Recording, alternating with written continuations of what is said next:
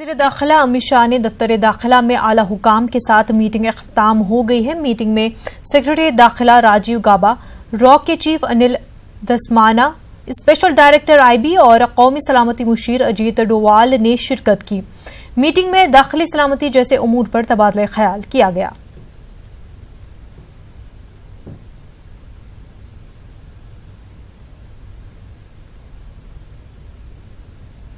RBI ने repo rate में 0.25% की कटौती की है। आरबीआई के इस फैसले के बाद रेपो रेट घटकर 5.75% रह गया है। इस फैसले से होम लोन और कार लोन की माहाना किस्तों के सस्ता होने की उम्मीद बढ़ गई है।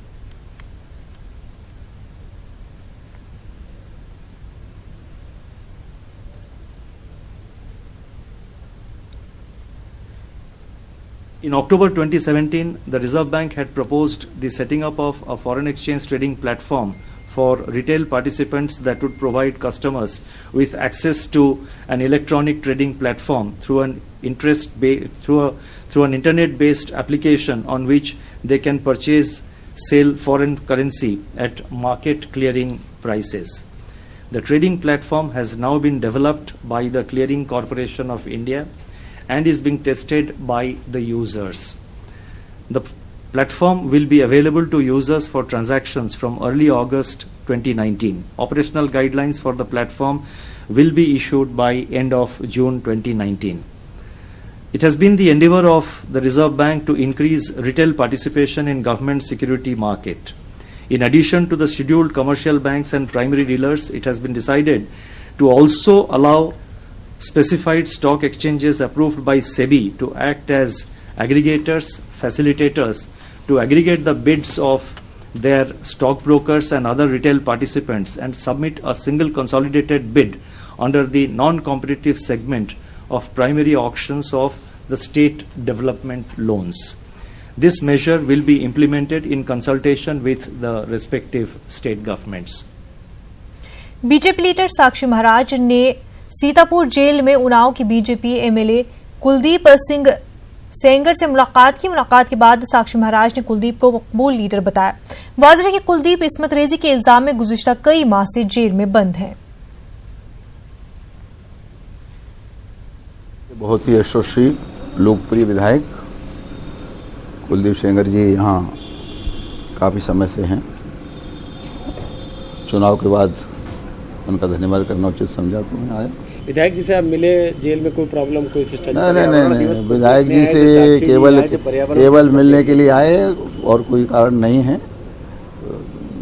उनकी परेशानी या सुविधा या सुख उसकी चिंता मैं तो कर नहीं सकता, उसके बारे में कुछ कह भी नहीं सकता। मेरा केवल अब हमारे ने मुलाकात करा दी, आज छुट्टी का दिन है, फिर मुलाकात करा दी, बड़ी बात है। आरजेडी तर्जुमान मनोज झा ने कहा है, बीजेपी में उन लोगों को तरक्की देकर बड़े ओहदे दिए जाते हैं जो खास तौर पर नफरत की फसल होने का काम करते हैं। आरजेडी के मुख्य प्रवक्ता और राज्यसभा सांसद मनोज झा से। मनोज झा जी, जिस तरह से तमाम चीजें सामने आ रही हैं, जेडीयू और बीजेपी के रिश्तों को लेकर के लगातार सवाल हो रहे हैं। गिरिराज सिंह का ट्वीट है, उसके बाद जो बयान दोनों दलों की तरफ से जैसे हुए, कैसे देख रहे हैं चीजें? दोनों में दूरियां बढ़ रही हैं और आप लोगों के तरफ से जो इंडिकेशन आ रहा है, लगता है कि आप लोगों के करीब जेडीयू ज़्यादा जाएगी। देखिए, नैकट्य वो सब चीज़ें अलग मसला है। मेरे लिए महत्वपूर्ण ये है अपने दल की ओर से, जो लगातार आप लोगों से मैंने साझा भी किया है, कि गिरिराज सिंह जी ने पहली बार ऐसा कुछ नहीं किया। वो हैबिचुअल ऑफेंडर, सीरियल ऑफेंडर है, और शायद उसी वजह से वो उनका प्रमोशन भी हुआ, क्योंकि उनके महकमे में उन्होंने क्या किया ये तो पूरा देश नहीं जानता है, लेकिन महकमे के बाहर उन्होंने नफरत की कितनी फसल बोई, शायद उसका उनको प्रीमियम मिला है, बोनस मिला है, और वो कैबिनेट मंत्री, उतने और क्वालिफाइड लोगों के रहते हुए सिर्फ वो कैबिनेट मंत्री बनाया गया। बहरहाल, जदयू भाजपा के बीच में क्या चल रहा है इसको हम सिर्फ देख रहे हैं, लेकिन हमारी अपने दल की प्राथमिकता है अपने सांगठनिक ढांचे को और मजबूत करना। बीता चुनाव सिर्फ हम नहीं हारे हैं, इस मुल्क के मुद्दे हार गए हैं। कोई आज सुखाड़ पे बात हो रही है, बेरोजगारी पे बात हो रही है, लेकिन बीते 2.5 महीने हाहाकार मचाती हुई जनता के मुद्दों पर बात नहीं हुई। पजेस्ड माइंड ने इलेक्शन जीता, लेकिन अब हमारी प्राथमिकता वो है। जदयू और आरजेडी की बात अगर करें तो जदयू आरजेडी साथ आने की संभावना हो सकती है, क्योंकि आपके पार्टी के नेता हैं शिवानंद तिवारी, वहां पर उन्होंने बयान दिया है, कहा है कि 6 महीने में बड़ा भूचाल होएगा बिहार की सियासत में। भूचाल क्या हो सकता है? मैं भूचाल की संभावना मुझे नहीं दिखती है। मैं तो अभी अपने दल की ओर से मैं कह सकता हूं कि हमारी प्राथमिकता सीधे तौर पर स्पष्ट है।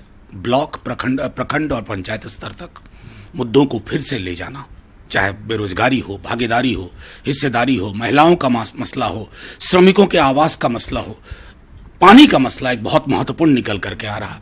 इन सब चीजों को लेकर के हम जाएंगे और हाँ, नजर बनाए रखेंगे कि बाकी राजनीतिक उथल पुथल क्या हो रहा है। एक सवाल है कि जेडीयू और आरजेडी की अगर बात तो हम लोग कर रहे हैं, लेकिन कांग्रेस और आरजेडी जो दोनों साथ में है, पहले से हैं, साथ में चुनाव लड़ा, कांग्रेस के कुछ नेता है ऐसी डिमांड कर रहे हैं कि आरजेडी से अलग होना चाहिए, अपने अस्तित्व की लड़ाई लड़नी चाहिए, कांग्रेस को अपने दम पर आगे बढ़ना चाहिए। मैं सीधे तौर पर मानता हूं कि हमारे नेता प्रतिपक्ष और हमारे राष्ट्रीय अध्यक्ष सीधे तौर पर कांग्रेस हाईकमान के साथ, कई बीच में मसले भी आए, ऊपर रिजॉल्व हुआ। हाँ, बिहार स्तर के कुछ नेता अगर बयान देते हैं तो वो कांग्रेस के अस्तित्व को लेकर चिंतित नहीं है, संभवतः अपने अस्तित्व को लेकर चिंतित है। चलिए, बहुत बहुत धन्यवाद। तो ये थे राज्यसभा सांसद आरजेडी के मनोज झा।